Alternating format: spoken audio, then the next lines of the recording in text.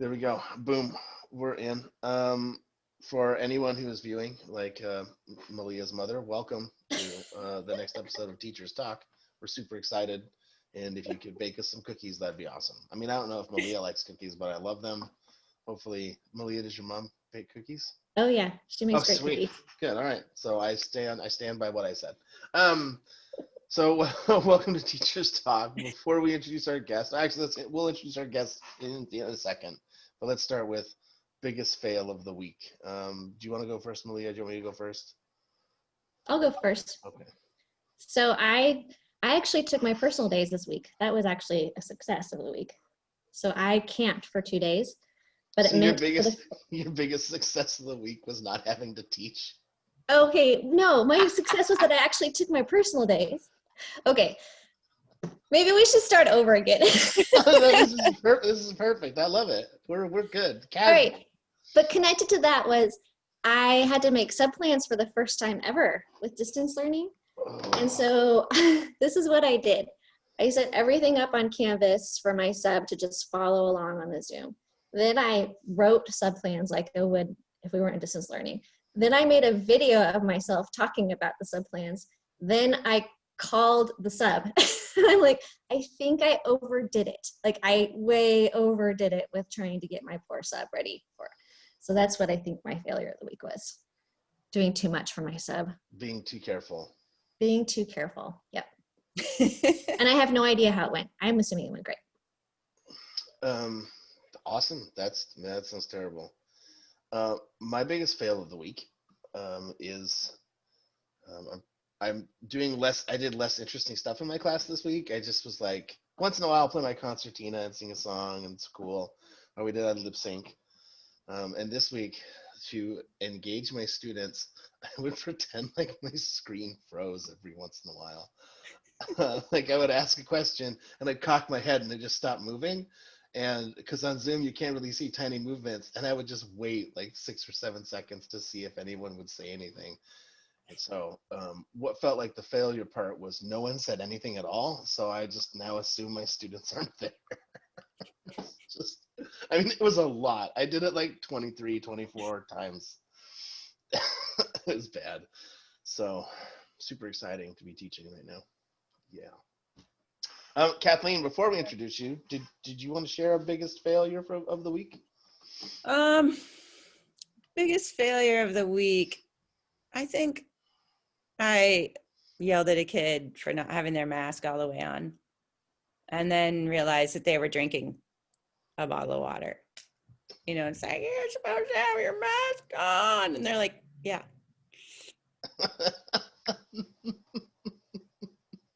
I mean, usually I'm pretty chill with them and I try to like make a joke or I'll sing to them. But like once in a while, you kind of lose it, you know, it's like, and I kind of got upset with the kid. And he's like, I'm sorry, I'm just drinking my water. So put water in the hot pink colored bottles and then this wouldn't happen, kid. That's your fault. That's your fault. It's his fault. Exactly. Okay, Malia, I'm gonna have you introduce our guest and then we'll get started talking. Hopefully All right, so after she talks about her, you know, whatever. It's early. So Brian and I are so excited today to have Kathleen join us. First of all, you should know that it's early in the morning for us, but it's late in the evening for Kathleen because she's coming to us from Germany. And she used to, or later in the evening, she used to teach with us. So she has been in the international school system for 11 years. So Kathleen, will you introduce yourself to us? Yeah, so hi, I'm Kathleen Ralf, and I teach what we call humanities here, which is social studies, humanities and English, although I haven't been teaching English the last couple of years. And for the last 3 years, I've actually got back a US history class. So that's been like super exciting to kind of go back to my roots, so to speak. And I have this little ragtag group of 11 students who are all but one American, who have to have it for university requirements. And so typically it's not a very diverse class like all my other classes where I have kids from, you know, probably 100 different countries. Anyway, so that's like my connection back to our US history roots of Wenatchee. And this morning I woke up early and decided I had to watch our very own Heidi Schreck in her play and what the Constitution means to me. And I just finished my Constitution unit with my students, and I'm always like geeky crazy about it. So like I've just been wanting to see this play for so long. And so to have that opportunity this morning was super awesome. And I wanted to email all my students and say, please watch this now. And it's kind of sweary, but maybe that's okay. But, oh, so I should also say the reason why I'm here today is to talk about going to hybrid, and that as we shut down our schools alongside the United States, we actually came back to school last year towards the end of the school year, because our school year runs into June, later into June, and then we started full on with everybody in the fall. So that's what we're going to be talking a little bit about today. Yeah, it's really Yeah, exciting. I think Malia and I both, I think our districts are close to thinking about how to go into hybrid. I mean, I don't think that Malia and I will see hybrid for a while, maybe. At least my district won't, because we're doing, they're going to send the elementary kids back first. Yeah. And then the middle school kids. And I should add, my district just started hybrid this week. So they started With everyone? pre-K through 2 is back hybrid starting this week. Okay. So that's the future that we're looking forward to, I guess. And certainly I think that like I'm whatever. I like to acclimate myself to whatever situation crops up, because it's just easier to live that way. Yeah. But we haven't even started talking about what kind of struggles there are in the hybrid schedule, and I just feel like there's going to be a ton of, we did not think about that style struggles. So maybe that's where we should start, Kathleen, is what kind of surprised you when you tried to do hybrid? Okay, so for us, the way we decided to do hybrid was we brought in the older kids first, and that's the way they were doing it in Germany as well, because the 12th grade students were taking their Abitur, which is their end of career tests, and they wanted to get those kids back in the classroom in order to take those tests. And so the German government allowed older kids to come back. So it was grades 11 and 12, and then they wanted also the cusp year for the kids that go from the elementary school into upper school, because it's usually like grade 4 through on up, or grade 5 on up, depending on your community. So they also wanted grade 4 students in school. So that was really easy to sort of spread kids out. And what they would do was bring those kids in, the teachers were there. You had to have the kids 1.5 meters, so about 6 feet from each other. And then you could only have 12 to 14 students in the room, depending on the square footage of the room. And then we had overflow rooms. And because all the kids weren't at school, you could do this. So the classroom next to you, if it didn't have a class in it, then your overflow students would be in the other room Zooming into the classroom. Wow. So I didn't do that with my students, because I had my first group to come back was my grade 10 through 12 US history class. And so that was already at a low number and we could all fit in the class. But when we brought in our 6th, 7th, and 8th graders, and then the 9th grade and the 10th, like as it slowly grew back, what they had to do was split the kids in half. So they did it in house groups. So if you were from these 4 houses, you would be at school on a day, and then, so we did A-B days. Mm-hmm. The great thing about it was that you had a small class size that you could easily separate. But there was also this expectation that the kids that were at home were going to get the same things that were going on in class. And so we called it the Zoom and Room. Zoom and Room. I'm taking that and pretend like I made it up. So I'm a shameless plagiarist. Let's so there. I think like it was awesome. Like there's this rush of like all of a sudden being face to face with your kids again. And I mean, especially for you all when you're not seeing their faces, right? And it was getting to be the same way for us. Like our older kids were starting to shut their cameras off a lot. And so it was getting to be really dark and dreary. And so to be back in the room with them was like super exciting. But it was a real challenge to try to start your class and then have your Zoom thing going, ka-ding, ka-ding, ka-ding, ka-ding, ka-ding. And then you'd be like, okay, you with me? You with me? Okay, you, all right, you in class? Okay, okay, I'll get started. And then there's those 3 kids that come in 5 and 10 minutes late. Ka-ding, ka-ding, ka-ding. And you're like, I just want to get going. And then it was also hard because you couldn't have kids sitting next to each other and collaborating. You couldn't have them in small groups. You couldn't, if they, if you wanted them to move around the room, which we weren't supposed to, like, I'm just used to using all my space all the time. Yeah. So I think that was really hard. And it was hard to plan for, to know how am I going to have this Zoom and room thing. And so sometimes, we'd put kids in breakout rooms so that they had a partner, a group of 3, like the 2 kids that were in class are partnered with someone outside. So they would go into a breakout room and they would get their work done together, to try to bring those kids in. But any kind of direct instruction when they were in front of you and on the screen, it was horrible, Super horrible. Tough. Oh, man. And so we've said if we have to go back to that, like we really need to have A and B days. So if they're in the class with me, they're doing something interactive. If they're at home, they're doing the asynchronous assignment that feeds into whatever we're doing in class. So you would prefer, or you prefer when you're in the classroom, you're just teaching those kids that are in the classroom. Yeah. And you're just I actually think same that lesson twice a week or so. Yeah, and I actually think, Kathleen, that in Washington, that's probably where we're heading. Yeah.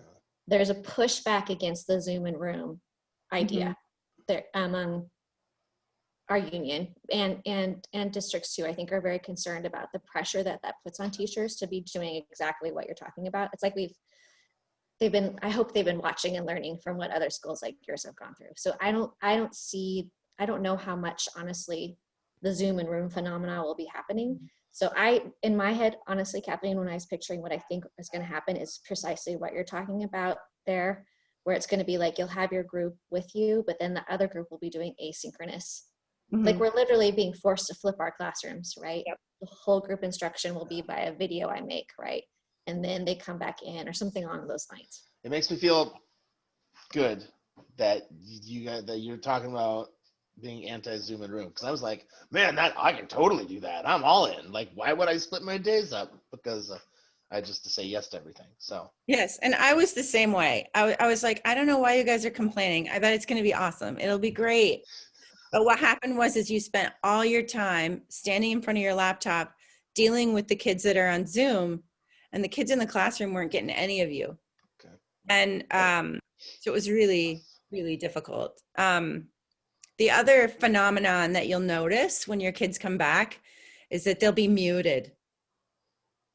They'll mute themselves. Like they just, in your class, it's this weird phenomenon where it's going to take them a while to like just be their normal chatty selves when they come in the classroom, just be loud and blah, blah, blah. Like it was like, no, you guys can talk. Like you can talk right now. Like I've been wondering I've kind of been picturing what the first week would be back with hybrid, and all I can think in my head is like silent hallways. I mean, the hallways are silent now, but now they'll just have silent students in them. So that's interesting that you said that, because I was kind of thinking, I wonder if that's going to happen, especially if they're wearing masks, right? So I tried, and then I tried to make sure that we did stuff that was loud and obnoxious. Like, let's just do a Kahoot and like talk trash to each other and like get everybody super competitive and to get them loud and crazy. The other thing is that they're used to reading, at least for us, because I wasn't always in Zoom every day. I was always in Zoom for office hours, but I tried to set asynchronous lessons and meet with my kids in small groups. So I didn't have them all at once a lot. But then I noticed that when I went to hand something out and started an activity, that the kids would just like start doing it. And it was almost like I was in the way because I was trying to read to them and explain to them what I wanted them to do, when they were just like used to just doing it. Right. And so I'd made them independent learners. And then the minute they step back into my classroom, I like tried to take the control back. So it's like trying to And I mean, obviously I'm in full control right now. Like, and I keep trying to give them more opportunities. Like today's a pretend distance learning day. And so your work is here and this is what you're going to be working through today. See how you do, you know? So it's like trying to find the balance now of creating these independent learners that we know can do asynchronous work and be responsible enough to know when they need to be in Zoom and when they don't need to be. But at the same time, then when they're in our classrooms, we have to empower them to be those independent learners too, and give them opportunities to like read directions and not have us read the directions to them. You know, That's fascinating. it's just a whole, like the other day, this girl calls me over and she's like, I'm not sure what I'm supposed to do with this note card. What do I do now? I go, well, don't you want to save your note card? They're working in Noodle Tools on this research project. And she's like, yeah, but what should I do to save it? I was like, well, like, is there something on the page that says save? And she's like, yeah, should I click it? Like, yeah. And I was trying to get her to be like, you know, if you were at home and I wasn't here, what would you do? She goes, I would have just clicked the save button.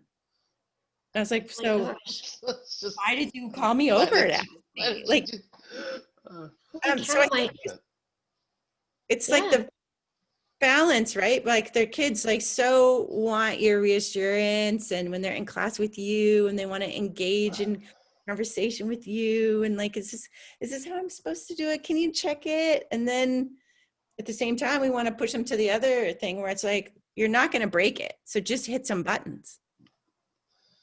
And my mind is kind of exploding with this. I hadn't even considered that about that aspect of coming back to school from distance learning. But you're totally right. Holy cow, that's going to be so weird. So you create these opportunities for them to continue to be independent. Right. Yet at the same time, like know what to use you for. Do you know what I mean? Right. I'm not saying I'm good at it yet at all. But they've gotten used to not having me with them for every second of the learning. Yeah. That's wild. I was having a conversation with some stressed out students yesterday who were just like, we're getting so much homework all the time. And as we were talking about their homework, what we were starting to identify is maybe it's not the amount of homework, but maybe it's also the stress of having to be your own responsibility maker. Mm-hmm. So the fact that I'm excited to be the responsibility maker again for my kids, but also like I would hate to be a part of teaching these kids how to be independent and then take it away. This is pretty fascinating. And now the thing that I'm concerned about, instead of like, how am I going to keep kids' masks on? Staples is how I would do it. You know, I will say that if your schools do decide to be masks on all the time, that it's much easier to have their masks on all the time than to have this sort of like, you only need it in the hallway, and then when you sit down, you can take it off, and when you eat lunch, you can take it off, because then it's like everything becomes a negotiation. Like, well, I was standing far enough away from my friend. Yeah, we don't. You weren't. And so if everybody has to have it on all the time, like most of the time it's just this that we have to worry about. Like, no, put it over your nose, then it's down again. Rather than there being some option on when to take it. Yeah, okay. I think that's fantastic information that I'm going to use. Yeah, I mean, it is that. I mean, because you all know what kids are like. They like, I saw you hit him. No, I didn't. I was standing right here. I saw you. No, I didn't. Like, you don't want to have this negotiation over a stupid mask, you know? And if everybody has to wear them all the time, then everyone's in the same boat, feeling the same pain. Right. There's like great things about having a mask. Like, you had something really garlicky at lunch. Totally covered. You know? You don't have to worry about anything getting stuck in your teeth. Oh man. You have like a little acne, cover it up. Yep, totally cover it up. How is Boom. it? So I wear mask. I wear my mask all the time. I hate wearing my mask. Like, we have teachers that want to have meetings at school in their rooms, And I'm like, I'll just do it from Zoom in my classroom because I'm not going to wear a mask because I don't need to if I'm by myself. Yeah. How is it teaching the entire day with a mask? I mean, I know we have workers who are working all day long with masks already, so I know it's survivable, but I can't go up to my waiter and be like, hey, how's it wearing a mask all day working? And tell me about the context of the classroom and how that's going to work out for me. As a heavy mouth breather, how's that going to work? So how is wearing your mask teaching all day? It's the first week or two are going to be really exhausting because you are having to push your voice through these layers of fabric. And I don't think it's something you intentionally do. You just feel like you have to. You have to enunciate, so you have to use your good drama skills because everything sounds sort of muffled. And but you'll go home with a sore throat and be paranoid that you have the disease, and then you'll be like, "Oh my God, do I have COVID?" And so you just have to kind of get used to the fact that at the end of the day, your throat's going to be a little sore. But I notice now that I'll walk out of school and I can take my mask off the minute I walk through the gate. But I oftentimes just leave it on because it becomes just such a part of, you get used to it. But there are definitely days where you're like, I just want this thing off my face. And I think too, just like having those conversations with kids, like, gosh, can we just have a moment to all like whine and complain about how frustrating this is? And then that just lets it go, and then you can get on with it, But I think letting kids know too, like that you're frustrated by it and it's hard, but it's important, is good. But you don't always know which kid said that thing to you because you can't see their face, or the kid that's like humming. You can't tell who's humming. You got to like get close to them and be like, humming. Do you find yourself like trying to be more expressive with your eyes because you can't? Or you have like a bigger smile on when you're walking down the hall.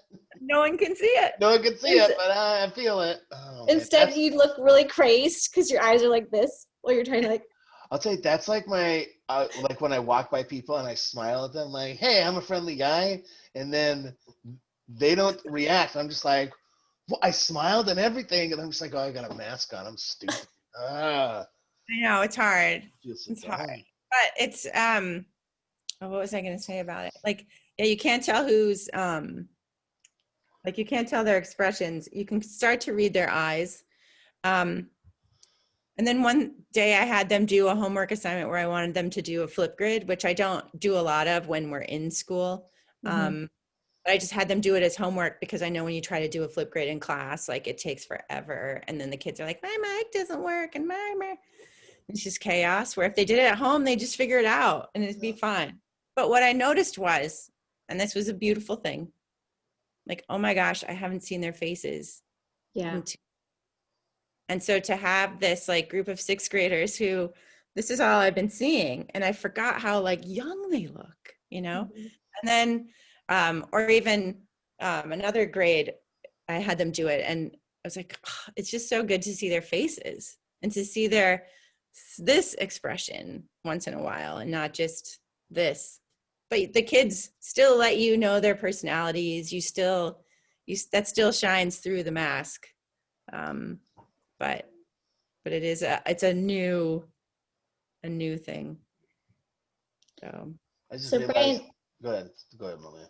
Oh, I was just gonna say, I think that the idea of personality shining through the mask, that might be the perfect spot to end this because I think we're going pretty late. Okay. Yeah. Love it. So thanks, Kathleen. Yes, thanks so much for zooming in. This has been from Germany. Holy cow. Yeah, thanks for giving us some prep on what to expect. So for anyone who's watching, chocolate chip peanut butter, those are my favorite cookies. Thanks for watching. Please give us a like and a subscribe, or don't. I mean, it's really for us anyway, so we don't care about the audience. And we'll see you next episode.